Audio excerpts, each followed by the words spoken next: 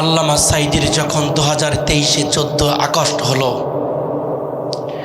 Heart attack দেখিয়ে আল্লামা সাঈদীকে ভারতের প্রেসক্রিপশনের মাধ্যম দিয়ে তাদের কথাই আল্লামা সাঈদীকে বিদায় করে দিল। বিদায় করে দেওয়ার পরে জীবিত অবস্থায় আল্লামা সাঈদীর জনপ্রিয়তা যেমন ছিল,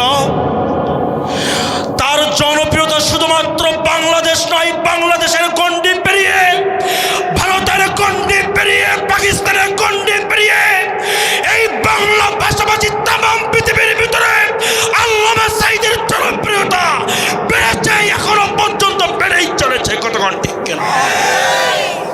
সুতরাং আল্লামা সাঈদীর মতো কিংবদন্তিকে থামিয়ে দেওয়ার জন্য, হত্যা করে তাদের জনপ্রিয়তা থামানো চাই না। এই কোরআনের জন্য যারা জীবন দিয়ে যায়, কোরআনের প্রচার চলতে থাকে, ইনসাফ যারা প্রতিষ্ঠা করতে চাই, জীবন দিয়ে যায়, দুনিয়া থেকে বিজয় হয়, কিন্তু লক্ষ কোটি মানুষের হৃদয়ের ভিতরে তাদের ভালোবাসা, আল্লামা সাঈদীর মতো ভালোবাসা প্রত্যেকটা যুবকের মুমিন হৃদয়ের ভিতরে আপনার বেড়েই চলে। কতক্ষণ ঠিক কিনা? শুধুমাত্র আল্লামা সাঈদী নয়, আপনারা জানেন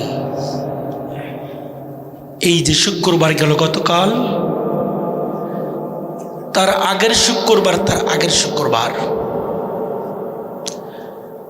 ভারতের আধিপত্য বিরোধীর কথা বলতে যে, ইনসাফ প্রতিষ্ঠার কথা বলতে যে আরো একজন তাগড়া নওজোয়ান সে জীবন দিয়ে দিয়েছে।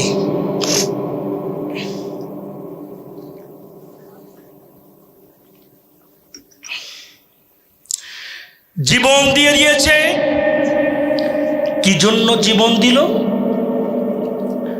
32 বছরের একটা যুবক, তার এমন বা কি বা কাজ করেছে, সে এমন কি তার শত্রু আছে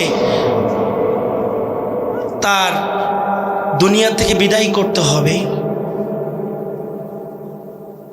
শরীফ উসমান হাদিকে ঢাকার 8 আসনে নির্বাচন, গণসংযোগ নির্বাচন তার কার্যক্রম চালানোর জন্য জুমা নামাজ পড়ে রিকশায় করে যাচ্ছিলেন। দুর্বৃত্তরা উসমান হাদির মাথায় গুলি করে দিয়েছে। তারা মনে করেছিল উসমান হাদিকে গুলি করে দিলে হয়তো আমরা আধিপত্য দেখাতে পারব, আমরা হয়তো আমাদের অধিকার, আমাদের হুকুমাত দেখাতে পারবো, মানুষগুলো হয়তো চুপ হয়ে যাবে।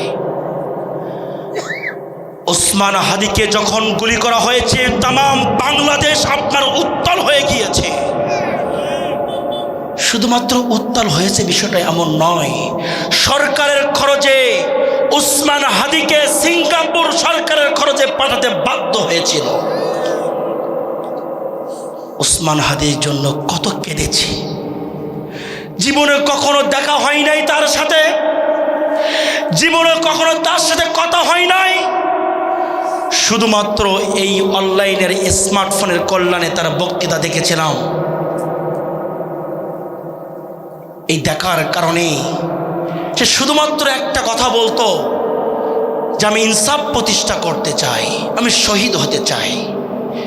উসমান হাদি যখন মৃত্যুবরণ করল, শুক্রবার জুমা নামাজের পরে তার বুকে, তার মাথায় গুলি ফুটালো, এবং যেদিন গুলি ফুটিয়েছে তার বৃহস্পতিবার দিন সময় টিভির একটা সাক্ষাৎকারে বলেছিল যে আমি তুমুলভাবে আশা রাখি, আমি আকাঙ্ক্ষা করি যে আমি এই একটা বিরোধী একটা মিছিলে আমি সামনে নেতৃত্ব দিতে সামনে থেকে আমার বুকের ভিতরে গুলি চলে যাবে, আমি হাসতে হাসতে আমি আনন্দ